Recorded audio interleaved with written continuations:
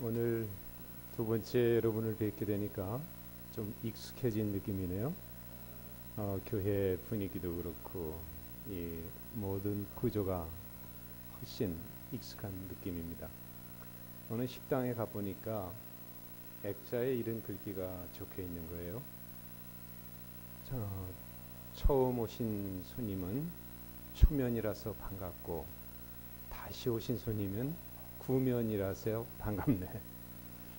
세 번째 오신 손님은 단골되어 반갑고, 네 번째 오신 손님은 가족되어 반갑네. 아주 멋진 그 초대를 하고 있다는 생각이 들었습니다. 오늘 저와 여러분은 이제 구면이 된 것 같은데요. 그래서 지난번보다 더 편안하고 반가운 마음입니다. 지난 주일에는 좀 날이 흐렸는데 오늘 굉장히 맑고 환하네요. 차 안에서 운전하고는 좀 더운 느낌이 들 만큼 벌써 여름이 가까웠나 하는 느낌이 들었습니다. 오늘은 말씀 하신 것처럼 지금 기뻐하라 라는 제목으로 말씀을 전하려고 하는데요. 특별히 오늘 헌신 예배를 드리는 여전대 회원들에게 이 말씀이 가슴속에 깊이 자리를 잡았으면 하는 마음입니다. 예수님을 만나고 예수님을 영접하게 되면 많은 변화가 일어나죠. 근데 그런 변화 중에 빼놓을 수 없는 변화는 마음에 있는 상처와 아픔이 치유되고 씻겨지면서 내면이 행복해진다는 것입니다. 우리의 삶에 여러 변화가 일어나는 게 사실인데, 그 중에서 빼놓을 수 없는 중요한 변화가 하나 있다고 저는 생각을 합니다. 그게 뭔가 하면 지금 여기를 사는 능력이 향상된다는 겁니다. 예수님을 믿고 예수님을 만나서 우리의 마음의 평안을 얻게 되면 지금 이 순간을 누릴 수 있습니다. 지금 이 순간을 사는 능력이 향상되는 겁니다. 지금 여기를 사는 능력이란 뭐를 말하는 것일까? 그것은 우리의 정신과 우리의 의식이 깨어 있다는 것입니다. 잠들고 애매한 상태가 아니에요. 우리의 정신과 의식, 지각이 깨어 있습니다. 그래서 내가 만나는 모든 대상들과 깊은 접촉이 일어납니다. 깊은 만남이 가능해진다는 것입니다. 그리고 그런 접촉과 만남이 이루어지면 우리 마음속에 행복감이 증대되는 것이죠. 가령 내가 지금 파란 하늘을 본다고 가정해 봅시다. 지금 여기를 사는 사람은 그냥 바라보기만 하지 않습니다. 그런 파란 하늘과 내 마음이 만나지는 접촉 경험이 생기는 겁니다. 그때 우리 몸이 반응하기도 하죠. 그리고 입에서 소리가 나기도 합니다. 아파트에서 문을 열고 나오는데 파란 하늘이 눈에 들어올 때 이런 반응이 나올 수 있죠. 와. 그러면서 어떤 면에서 우리 몸이 그 파란 하늘을 보면서 반응을 하기도 하는데 상쾌함을 느끼는 그런 신체적 반응도 나타날 수 있습니다. 정말 아름답다. 이 순간이 행복하다. 이것이 파란 하늘과 접촉되는 경험입니다. 지금 여기를 사는 사람은 그런 경험이 가능하다는 것입니다. 그리고 그 경험이 생길 때 우리에게 막 솟아나는 감정은 행복해, 감사해, 이런 마음이라는 거죠. 내가 지금 토스트 한 쪽과 커피 한 잔을 먹고 있습니다. 지금 여기를 사는 사람은 단지 먹기만 하지 않습니다. 토스트에다 잼을 바르죠. 어떤 분은 버터도 바르고 그걸 반으로 딱 저어서, 제가 오늘 아침에 그렇게 먹었거든요. 입에 넣고 씹어요. 그럴 때 그 토스트의 밀가루와 버터의 그 맛, 그리고 잼이 섞여져서 입에 녹아드는 그 맛을 느끼는 거죠. 맛을 느껴요. 그리고 향을 느낍니다. 그리고 토스트가 거의 식어서 물처럼 될 즈음에 뭐를 마실까요? 커피를 한 모금 넣으면 그게 조화를 이루어요. 그래서 맛이 또 다른 의미로 나에게 기쁨을 주는데 꿀떡 생기면 그것이 내 목젖을 타고 식도를 타고 쫙 내려가죠. 그래서 내 위장 어디에 다 안착을 한단 말이죠. 지금 여기를 사는 사람은 그 순간의 맛과 향을 다 느낀다는 거예요. 그리고 그걸 느끼는 순간 마음에 뭐예요? 행복감이 생긴다는 거예요. 제가 조금 전에 도착을 했습니다. 목사님실에서 잠깐 앉아 대화를 나누는데 그 탁자 위에 과일 한 접시와 떡이 한 접시 있는 거예요. 그리고 목사님이 차를 한 잔 타서 주셨습니다. 과일 접시는 뭐가 담겨 있습니까 하면 참외를 깎아서 씨는 빼고 이렇게 쪽쪽쪽쪽 잘라가지고 밑에 놓고요. 그 위에는 포도가 있었는데 파란 청포도가 있었고 보라색의 또 다른 포도가 있었는데 큰 송이가 아니라 하나 집으면 한 4-5개 정도를 달릴 수 있게 먹기 좋게 그렇게 떨어져서 담겨 있었습니다. 그리고 오른쪽에 접시는 쑥으로 만든 쑥떡이 있었는데 모양이 너무 예쁜 거예요. 나뭇잎 모양으로 찍어가지고 쑥 향기가 나면서 그것이 있는데 동그란 접시 위에 몇 개를 놨을까요? 5개를 놨는데 5개를 꽃잎처럼 이렇게 놓으신 거예요. 그리고 그 위에는 꿀 같아요. 그걸 약간 이렇게 뿌려서 잎사귀에 꾹 눌러진 그 구멍이 있잖아요. 그 구멍이라고 그럴까요? 주름 같은 거. 거기에 그 꿀이 이렇게 고여 있는 거예요. 제가 먹고 싶을까요? 안 먹고 싶을까요? 제가 제일 먼저 뭘 먹을게요? 포크를 가지고 제가 참외를 먹었어요. 참외를 2개 딱 먹고는 사실 쑥떡을 먹고 싶었는데 참외로 입을 먼저 씹어서 넘기고 그걸 먹어야겠다는 생각을 한 거죠. 그걸 먹고 그 다음 쑥떡을 먹는데 그 쑥 향기와 꿀과 너무 달콤한 거예요. 그래서 제가 점심을 잔뜩 먹고 왔는데도 3개나 먹었어요. 그리고 이제 목사님이 하신 차를 마시고 그 다음 또 포도도 먹었죠. 보라색의 포도를 한 송이 먹고 또 그 청포도를 먹고 그 순간 행복했습니다. 음식을 먹을 때 음식의 색깔, 향, 맛을 순간순간 느끼고 보면서 음식을 먹으면 행복한데 그냥 마구잡이로 집어넣으면 행복감의 수치가 떨어진다는 거예요. 지금 여기를 산다는 것은 바로 그겁니다. 지금 여기를 살 때는 토스트 하나와 커피 한 잔에서도 행복을 느낄 수 있습니다. 근데 지금 여기를 살지 못하면 고기 반찬 먹으면서도 행복을 잃어버릴 수가 있다는 겁니다. 내가 지금 한 사람을 만나고 있습니다. 박 집사님을 만나고 있어요. 지금 여기를 사는 사람은 이 만남의 시간이 너무 소중한다는 걸 알아요. 왜냐하면 이와 똑같은 시간은 다시 없을 것이기 때문입니다. 그래서 만남에 집중하죠. 대화에 집중합니다. 상대방을 바라보면서 그분의 마음과 내 마음이 만나기 위해 노력을 합니다. 그렇게 집중을 하면 안 보이던 것이 보입니다. 집중하면 안 들리던 것이 들리죠. 부부 사이에 이렇게 말하는 아내, 남편이 있는데 어떤 말을 하는가 하면 당신은 말이야 죽었다 깨나도 내 마음 몰라. 이렇게 말하는 아내들이 있어요.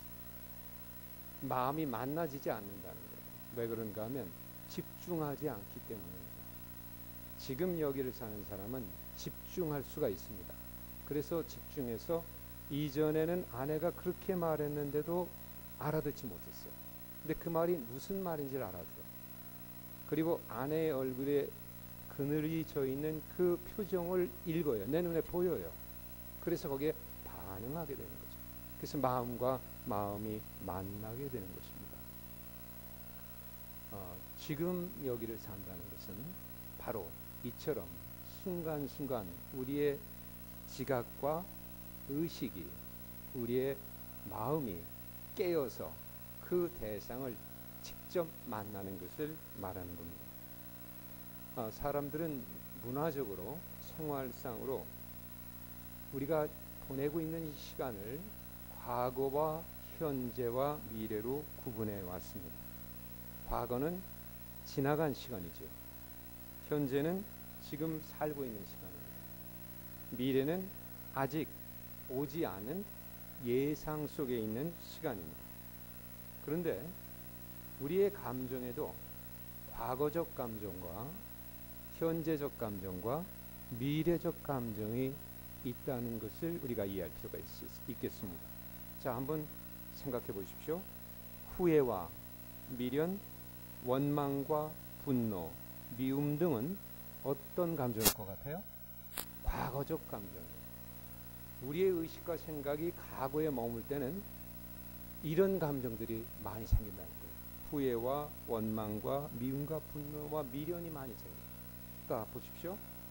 불안과 두려움, 근심과 걱정과 염려 등은 무슨 감정일까요? 미래적 감정. 우리의 의식이 한 달 뒤, 1년 뒤 이 미래로 갈수록 우리에게 이런 감정들이 더 많이 생길 수 있다는 겁니다. 자, 그러면 현재적 감정에는 어떤 것들이 있을까? 우리의 의식과 우리의 모든 마음이 지금 여기 존재할 때 경험되는 가장 중요한 감정들이 있는데 그게 뭔가 하면 기쁨, 평안, 감사, 사랑, 행복 등입니다. 물론 다른 감정들도 있습니다만은 이런 감정들이 지금 여기에 해당되는 감정이라는 겁니다. 여러분이 지금 예배 드리고 계시죠? 또 제가 하는 설교에 집중하고 있습니다. 지금 여기에 집중하고 있다면 여러분의 마음속에 근심 걱정보다는 기쁨이 더 많습니다. 여러분의 마음속에 미움이나 분노보다는 사랑이 더 많아진다는 겁니다. 그런데 여기에 몸은 있으면서도 집에 일을 지금 걱정하고 있다면 이건 과거로 돌아가는 거예요. 집에 오기 전에 있던 일을 생각한다면 여기에는 기쁨보다는 근심이나 걱정이나 아니면 다른 감정들이 마음을 감쌀 수 있다는 겁니다. 저는 오늘 봉독해 주신 데살로니가전서 5장 16절에서 18절 말씀을 참 좋아하는데요. 이 말씀은 너무나도 잘 아는 말씀이죠. 같이 한번 다시 읽어볼까요? 항상 기뻐하라, 쉬지 말고 기도하라, 범사에 감사하라. 이는 너희를 향하신 하나님의 뜻이니라. 깊고 심오한 지혜가 담겨있는 말씀 속입니다. 이 말씀 속에는 행복에 이르는 지혜가 담겨져 있습니다. 우리를 향하신 하나님의 뜻은 세 가지인데요. 우리가 행복에 이를 수 있는 길을 우리에게 제시해 주셨는데 세 가지죠. 첫째는 항상 뭐죠? 기뻐하라. 둘째는 쉬지 말고 기도하라. 셋째는 범사에 감사하라. 그리하면 행복해질 거라는 것입니다. 저는 이 말씀을 참 좋아하는데 그러나 이 말씀의 그 깊은 속뜻을 이해하고 알아차리는 데는 시간이 걸렸습니다. 어려웠어요. 왜 그랬는가 하면 이 세 가지 말씀 앞에 붙어 있는 수식어, 형용사 때문이었습니다. 이 말씀 앞에는 다 수식어가 붙어 있죠. 기뻐하는데 언제 기뻐하라고 그랬습니까? 항상. 기도하는데 언제 기도하라고 그랬어요? 쉬지 말고. 감사하는데 언제 감사하라고 그랬습니까? 범사에 감사하라. 저는 이런 생각을 한 적이 있었습니다. 기뻐할 수는 있지만 어떻게 항상 기뻐할 수 있을까? 기뻐할 수 있는 일이 없는데, 자, 내 몸이 지금 아파서 누워 있는데 기뻐할 수 있겠는가? 내 아들이 대학에 떨어졌는데 기뻐할 수 있겠는가?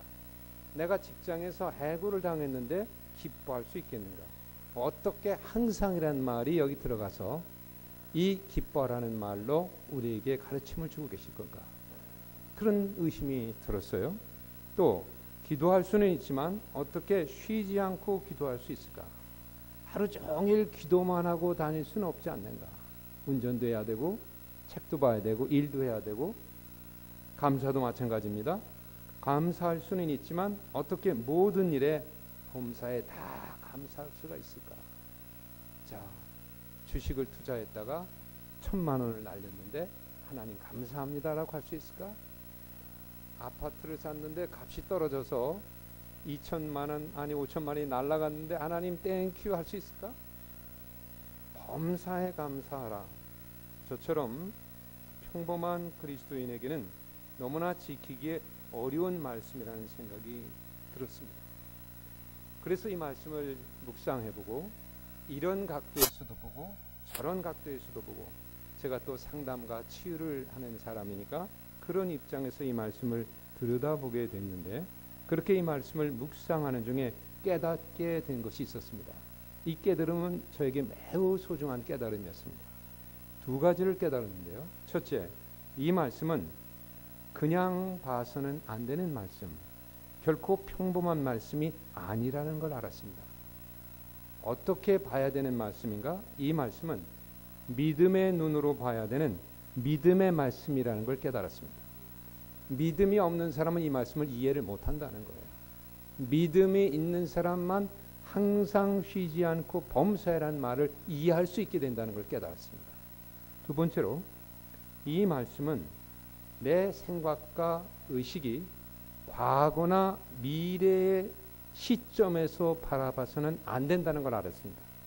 내 의식이나 내 마음이 지금 여기에서 봐야 되는 말씀이라는 걸 깨달았습니다. 그렇게 볼 때 이 말씀이 이해가 됐습니다. 첫째, 이 말씀은 믿음의 눈으로 보아야 하는 말씀입니다. 믿음이란 뭘까? 믿음에 대한 정의를 다양하게 내릴 수 있습니다만은 저는 이렇게 하나 내릴 수 있다고 믿는데요. 뭐냐 하면 믿음은 하나의 능력입니다. 믿으면 하겠네. 능치 못할 일이 없겠네. 믿음은 하나의 능력이에요. 그런데 제가 생각할 때 이 능력 가운데서도 빼놓을 수 없는 중요한 능력은 뭐냐 하면 가장 좋은 것, 최선의 것을 선택할 수 있는 능력이에요. 믿음이 뭘까? 나에게 묻는다면 저는 이렇게 말합니다. 믿음은 가장 좋은 것, 최선의 것을 선택할 수 있는 능력입니다. 그러므로 믿음이 있는 사람은 최선의 삶을 살 수가 있습니다. 최선의 관계를 유지해 나갈 수가 있죠. 자, 여러분이 이 세상을 살아오시면서 많은 선택이 있었을 거예요. 이 남자와 결혼할 건가 말 건가. 결혼하기로 결정하셔서 짝을 이루셨죠. 이 여자와 결혼할 건가 말 건가. 프로포즈를 받아들일 건가 말 건가. 이 직장에 원서를 낼 건가 말까. 선택의 기로에 많이 섰는데 많은 선택을 하셨을 겁니다. 그런데 여러분의 생애 속에서 선택한 것 중에 가장 잘한 선택이 뭐라고 생각하시는지요? 뭘 것 같으세요? 저는 그것이 하나님을 믿기로 선택하신 거 아닐까? 예수님을 구주로 모시기로 선택한 것이 아닐까? 저는 그것이 믿음이라고 보는 겁니다. 믿음이 있는 사람은 가장 좋은 것, 최선의 것을 선택할 수가 있습니다. 근데 믿음이 없는 사람은 최선의 것을 선택을 못하는 거죠.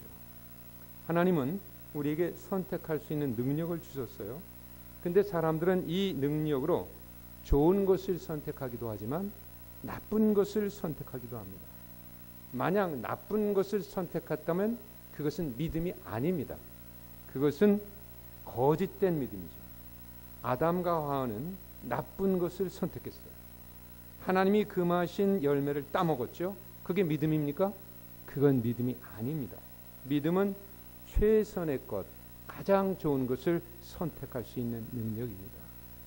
오늘 성경의 말씀, 항상 기뻐하라, 쉬지 말고 기도하라, 범사에 감사하라는 말씀은 이처럼 믿음과 선택의 관점에서 보아야 하는 말씀이라는 거예요. 즉 기뻐한다는 것은 환경이나 조건의 문제가 아니라는 거예요. 뭐의 문제라는 거예요? 믿음과 선택의 문제라는 거예요. 기도도 그렇고 감사도 마찬가지예요. 환경이나 조건의 문제가 아니라 무슨 문제다? 믿음과 선택의 문제다. 그 현실 요법이라고 하는 상담 분야를 개척한 분이 한 분 계신데 윌리엄 그레서라고 하는 분입니다. 근데 그분의 이런 얘기를 남겼는데 좀 기억해 두고 싶어서 제가 마음속에 담고 있습니다. 그분은 이런 얘기를 했어요. 행복은 선택하는 것이다. 그리고 불행도 선택하는 것이다. 다른 사람 탓이 아니라는 겁니다. 각자 우리의 책임이라는 거예요. 그런데 사람들은 기쁨을 선택하기도 하고 고통을 선택하기도 합니다. 그래서 그 모든 삶의 결과에 대한 책임은 우리 자신에게 있다는 거예요. 환경이나 조건의 문제가 아니라는 겁니다. 저는 그분의 이야기에 상당히 공감이 됐습니다. 저는 우리가 감정까지도 선택할 수 있다는 걸 알게 됐어요. 여러분 좀 낯선 이야기일지 모릅니다만은 우리는 기뻐하기로 내 마음을 선택할 수도 있고 슬퍼하기로 내 마음을 결정할 수도 있다는 겁니다. 감사하기로 내 마음을 결정해서 나갈 수도 있고 불만과 불평을 하기로 결정하며 나갈 수도 있다는 겁니다. 내가 불만스러운 감정을 느끼고 있다면 그게 누구 책임이라는 거예요? 내 책임이라는 거예요. 아내 책임이 아니고 다른 사람 책임이 아니라는 거예요. 자, 이건 오래전에 제가 경험한 건데요. 제가 산책을 나갔다가 봤습니다. 한 대여섯 살 된 사내아이가 자기 집 대문 앞에 놓인 평상 위에서 막 울고 있는 거예요. 왜 울고 있는지 저는 모르죠. 그런데 제가 그 아이 앞으로 이렇게 지나가면서 그 아이의 눈과 저의 눈이 마주쳤습니다. 걔가 우는 울음을 어떻게 했을까요? 뚝 그치는 거예요. 그칠 뿐만 아니라 전혀 울지 않은 척 먼 산을 보고 딴청을 피우고 있었습니다. 근데 분명히 걔는 내가 지나가자 다시 울었을 겁니다. 다시 울어서 엄마한테 원하는 걸 사달라고 떼를 쓰는지 엄마가 하여간 자기 울음을 그쳐주기까지 울었을 것입니다. 저는 그때 그 아이의 울음 그치는 모습을 보면서 생각을 했는데요. 사람들은 심지어 어린 아이들까지도 감정을 선택할 수 있는 능력이 있다는 걸 알았습니다. 내가 울기로 선택할 수도 있고요. 울음을 그치기로 선택할 수도 있다는 거예요. 네. 어른들은 그런 능력이 훨씬 더 많다고 볼 수 있겠죠. 여러분들도 잘 아시는 이야기일 겁니다. 어느 나이 많은 노모 어머니에게 두 아들이 있었습니다. 첫째 아들은 집신 장사를 하는 아들이었고 둘째 아들은 남학신 장사를 하는 아들이었습니다. 우산 장사를 하는 아들이라는 우화도 있습니다만은 햇빛이 잘 나는 날은 첫째가 집신을 만들어 장에 내다 팝니다. 비가 오는 날이면 둘째가 남학신을 만들어 장에 내다 팝니다. 남학신은 비 오는 날 신는 거니까요. 그런데 이 나이 많으신 노모는 하루도 근심 걱정이 없는 날이 없었습니다. 햇빛이 쨍쨍 나는 날에는 누굴 걱정할까요? 둘째 아들 남학신이 안 팔려서 걱정. 비가 오는 날에는 누굴 걱정할까요? 첫째 아들 집신이 안 팔려서 걱정. 이래도 걱정 저래도 걱정. 1년 12달 365일을 근심과 걱정 중에 삽니다. 왜냐하면 날이라는 것은 비가 오든가 안 오든가 둘 중에 하나니까요. 그러다가 그만 병이 납니다. 그래서 이 노모는 한의사에게 찾아가 진맥을 받고 약을 지어다가 다려 먹었습니다. 근데 약을 먹어도 차도가 없는 거예요. 병이 낫질 않아요.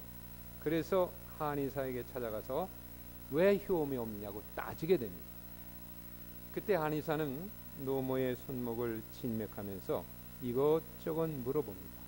어머님, 혹시 마음에 근심이라도 있으신지요? 그러자 이 노모는 기다렸다는 듯이 이렇게 말을 합니다. 근심이 다 뭡니까? 나는 1년 12달 하루도 걱정이 없는 날이 없어요. 그러면서 두 아들 이야기를 한 겁니다. 그 이야기를 들은 한의사가 이렇게 말합니다. 어머님, 어머님은 약으로 고칠 수 없는 병입니다. 예, 약으로 못 고쳐요? 네, 약으로 안 되고 이제 어머님 제 얘기를 잘 들으세요. 어머님의 마음을 바꿔야 고칠 수가 있습니다. 자, 햇빛이 쨍쨍 나는 날에는 첫째 아들 집신이 잘 팔려서 기뻐하고 감사하는 겁니다. 그리고 비가 오는 날에는 둘째 아들 남학신이 잘 팔려서 기뻐하고 감사하는 겁니다. 그러면 분명히 건강해질 겁니다. 이 노무는 한의사의 조언을 받아들였습니다. 그리고 정말 그렇게 했더니 병이 낫고 건강해졌다는 우화가 있습니다. 자, 이 우화 속에서 우리가 생각해 보자는 거예요. 조건이나 환경은 바뀐 것이 있습니까? 없습니까? 없어요. 자, 첫째 아들은 집신 장사를 계속했고 둘째 아들은 남학신 장사를 계속했습니다. 비가 오는 날에는 첫째 아들 집신이 안 팔렸고 또 쨍쨍 햇빛이 나는 날에는 둘째 아들 남학신이 안 팔렸습니다. 그런데 이 노무의 병은 나은 거예요. 건강해진 거예요. 무엇이 이런 치유와 변화를 가져왔습니까? 마음이 바뀐 거죠. 환경이 바뀐 것이 아닙니다. 조건이 바뀐 게 아니에요. 마음이 바뀌고 생각이 바뀐 겁니다. 그래서 감사와 기쁨을 선택한 겁니다. 여러분, 감사는 생각을 바꾸는 것입니다. 그래서 감사하기로 선택하는 거죠. 믿음 속에는 선택의 능력이 있는 겁니다. 기뻐하기로, 기도하기로, 감사하기로 선택하는 능력이죠. 바로 오늘 봉독한 말씀은 이런 믿음과 선택의 관점에서 보아야 한다는 것을 저는 깨달았습니다. 자, 이처럼 믿음과 선택의 관점에서 오늘 말씀을 본다면 이 말씀은 어떻게 될까? 이렇게 되는 것입니다. 항상 기뻐하라는 것은 항상 기뻐하기로 어떻게 하라는 겁니까? 선택하라는 것입니다. 그렇게 마음 먹으라는 것입니다. 항상 기뻐하기로 선택하라. 그렇게 마음 먹어라. 그 다음 쉬지 말고 기도하라는 것은 어떻게 하라는 것입니까? 쉬지 말고 기도하기로 선택하라. 그렇게 마음 먹어라는 것입니다. 그 다음 세 번째로 범사에 감사하라는 것은 어떻게 하라는 것입니까? 범사에 감사하기로 선택하라. 지금 내 마음을 그렇게 먹으라는 것입니다. 이것이 이 말씀이 우리에게 주는 놀라운 행복에 이르는 지혜입니다. 여러분 한번 저를 따라 하시기 바랍니다. 항상 기뻐하기로 선택하라. 그렇게 마음 먹어라. 쉬지 말고 기도하기로 선택하라. 그렇게 마음 먹어라.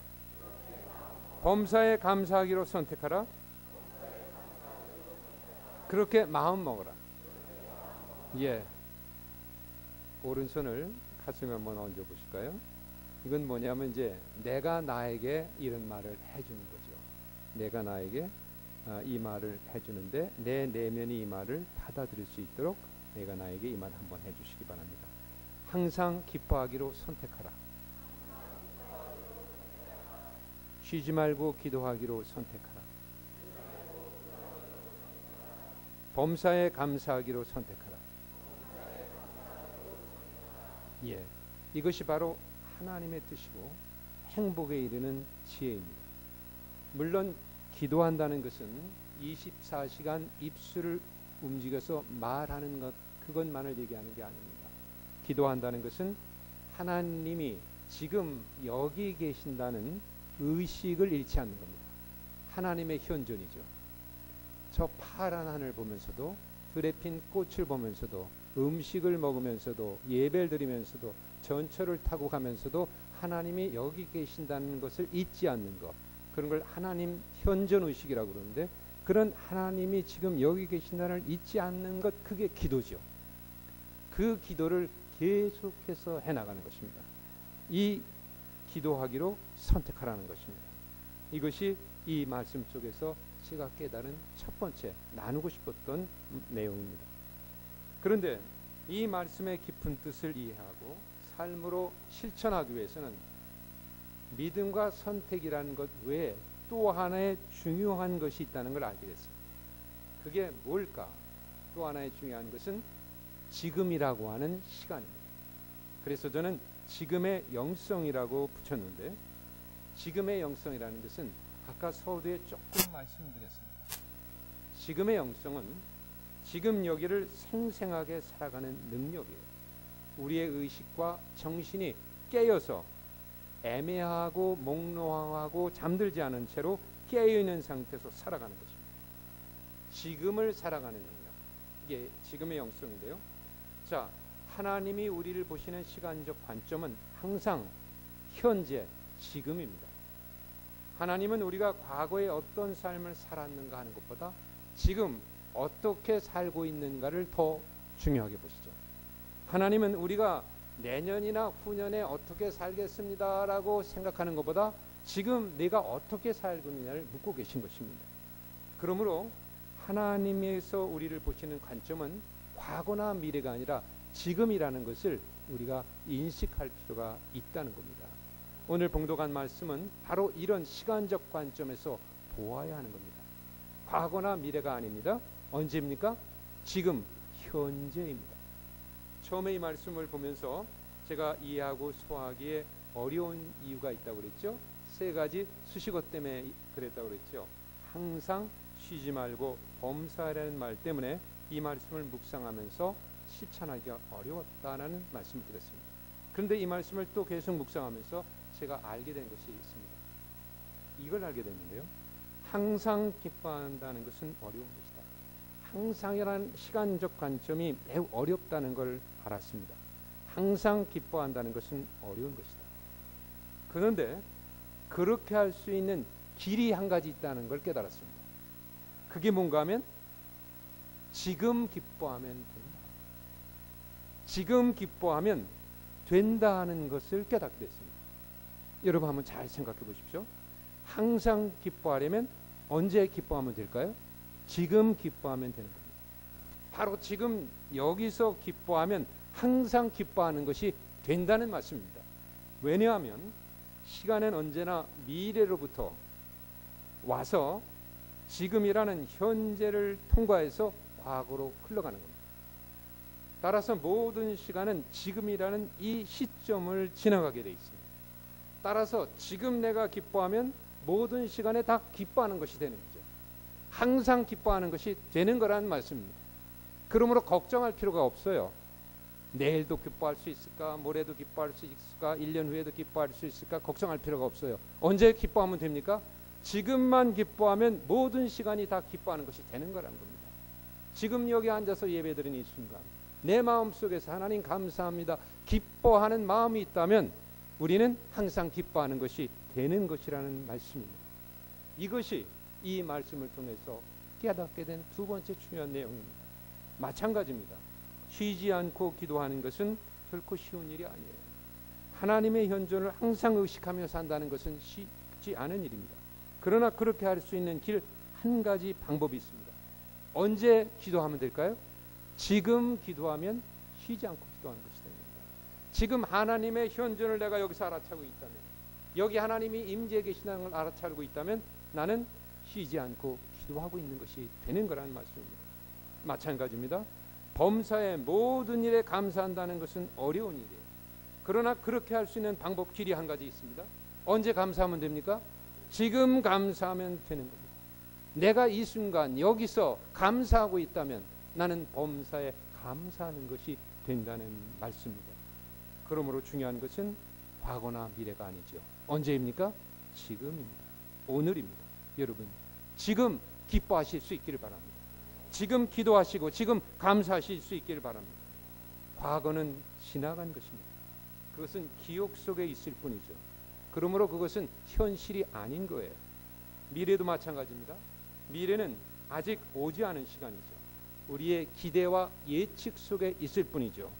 가장 분명하고 확실한 시간은 언제입니까? 지금입니다. 이건 우리가 체험하고 느낄 수 있는 시간이에요.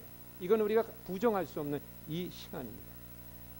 작년에 기뻐하고 작년에 기도 많이 했다는 것은 별로 의미가 없는 말입니다.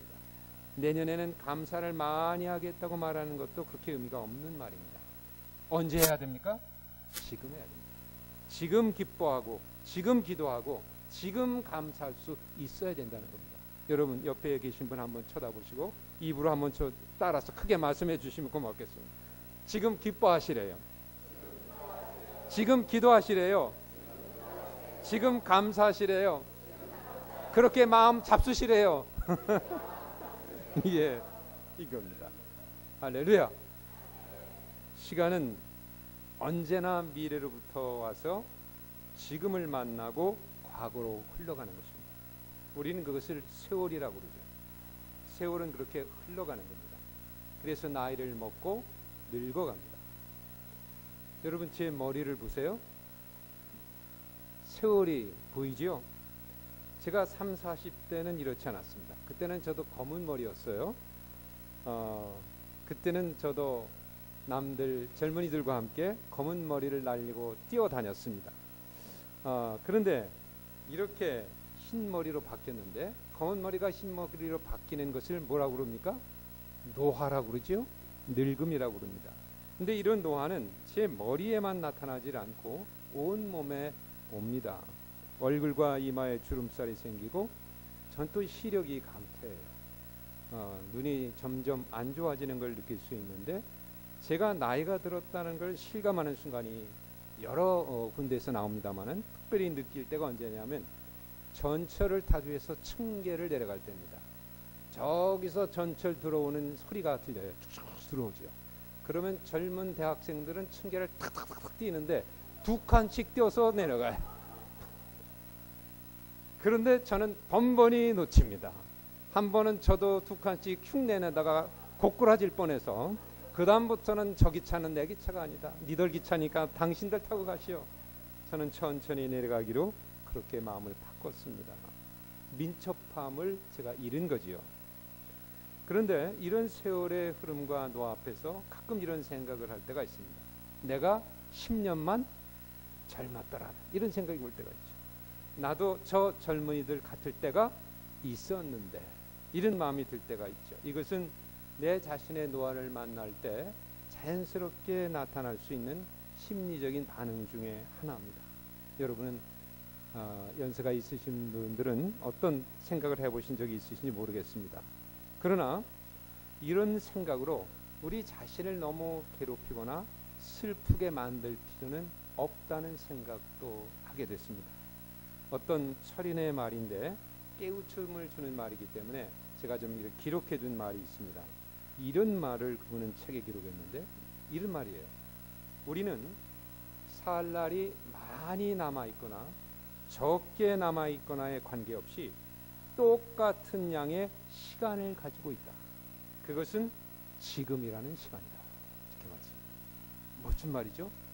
우리는 살 날이 많이 남았거나 적게 남았거나 관계없이 똑같은 양의 시간을 가지고 있다. 그것은 지금이라는 시간이다. 그렇습니다.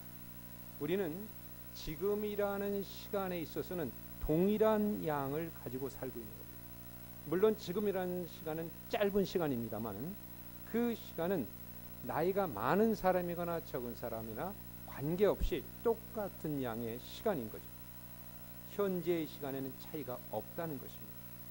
비록 순간순간을 살아가는 시간이지만 그 시간적 양에 있어서 동일하다는 것이죠.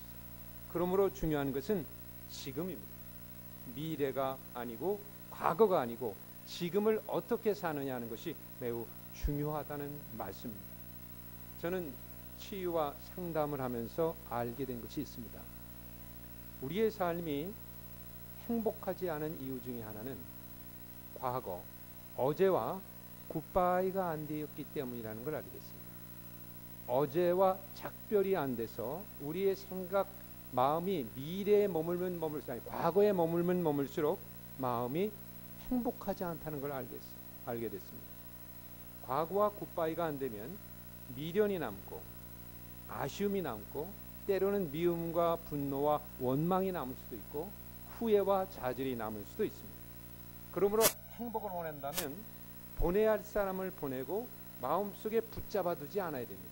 과거와 굿바이를 할 수 있어야 된다는 거예요. 사랑했던 사람도 보내야 됩니다. 미워했던 사람도 보내야 됩니다. 다 굿바이 해야 돼요. 누군가를 그리워할 수는 있습니다. 그러나 집착하지는 말아야 돼요. 누군가를 싫어할 수는 있습니다. 그러나 증오와 믿음으로 붙잡아 두어서는 안 됩니다. 결혼 전에 좋아했던 남자가 있으셨죠? 남편 말고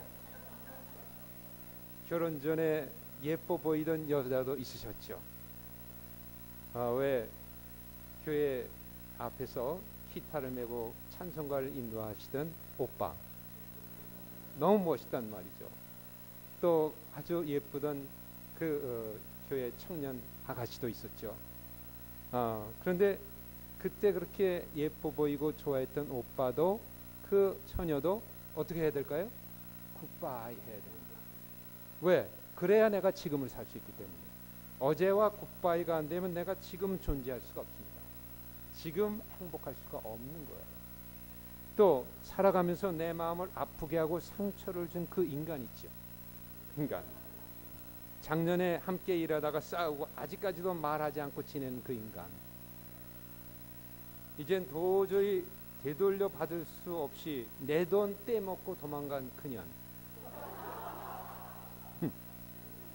그년과도 어떻게 해야 될까요? 굿바이 해야 됩니다. 과거에. 누구를 위해서? 나를 위해서. 오늘 나의 행복을 위해서 굿바이. 나의 생각 마음이 과거에 머물러 있으면 행복을 잃어버리고 원망과 분노와 이런 마음을 가지고 살게 된다는 겁니다. 자, 여러분 손을 한번 올려보세요. 그리고 눈을 감고 잠깐 떠오르는 그 대상을 향해서 굿바이 한번 하십시오. 굿바이. 잘 가. 잘 가. 예. 그리고 여러분은 지금 난 여기 있음을, 그리고 지금을 살아가는 존재임을 확인하시기를 바랍니다. 또 제가 상담과 치유사를 하면서 알게 된 게 있습니다. 우리의 삶이 행복하지 않은 또 하나의 이유가 있는데, 그것은 아직 오지도 아니한 미래에 대한 근심, 걱정, 염려 때문이라는 걸 알게 됐습니다. 많은 사람들이요, 아직 다가오지도 않은 미래에 대해서 걱정을 해요. 그 걱정 때문에 많은 에너지를 쓰고 있어요. 그래서 굉장히 불안해하고 있습니다. 그래서 지금 이 순간에 행복할 수 있는 걸 놓치게 되는 거예요. 지금 이 순간에 충분히 행복할 수 있는 것인데 우리의 의식이 미래로 가서 걱정하는 바람에 이 행복을 빨아먹는 것이죠. 그러나 성경에 어떤 말씀이 있습니까? 염려한다고 내일의 문제가 없어지는 것은 아니지 않습니까? 예수님이 이런 말씀하셨죠. 그러므로 내일 일을 위하여 염려하지 말라. 내일 일은 내일 염려할 것이요 한날 괴로움은 그날에 족하니라. 지금 여기 있어야 됩니다. 우리의 의식이 미래로 가 있고 미래로 돌아다닐수록 우리는 행복을 놓치게 된다는 겁니다. 여러분, 지금 기뻐하시고 지금 기도하시고 지금 감사하실 수 있기를 바랍니다. 그렇게 선택하실 수 있기를 바랍니다. 이제 오늘 제 말씀을 끝내려고 하는데요. 지난 시간에는 조금 제가 너무 길게 한 것 같아가지고 오늘 좀 일찍 끝내려고. 고린도전서 4장 20절에 이런 말씀이 있습니다. 하나님의 나라는 말에 있지 아니하고 오직 능력에 있습니다. 믿음에 있다는 거예요. 능력. 옛날 고린도에 살던 그리스인들, 고린도 사람들은 말이 많았습니다. 그들은 헬라 철학과 문화를 지니고 있었기 때문에 유식한 말과 그럴듯한 말들을 참 잘했습니다. 따라서 당시 말로는 그들을 당해낼 재간이 없었습니다. 근데 문제가 있었어요. 그게 뭔가 하면 그들의 말에는 능력이 없었다는 거예요. 생명력이 없었다는 거예요. 그들의 말은 그냥 말로 끝나는 경우가 많았다는 것입니다. 그래서 사도 바울은 그렇게 말 잘하는 고린도 사람을 향해 이렇게 외쳤습니다.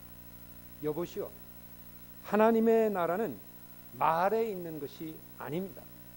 하나님의 나라는 능력에 있는 것입니다. 내가 추구하는 것은 말 잘하는 것이 아니라 능력을 추구하는 것입니다. 이것이 바울 사도가 그들 향해 외친 말씀입니다. 자, 그럼 이 능력이라는 뭘까? 이 능력은 말이 현실이 되는 겁니다. 말이 단지 말로 끝나지 않고 삶으로 나타나는 거죠. 말이 삶이 되는 거죠. 그런 능력의 원형적인 모델은 말씀이 육신이 되신 예수님입니다.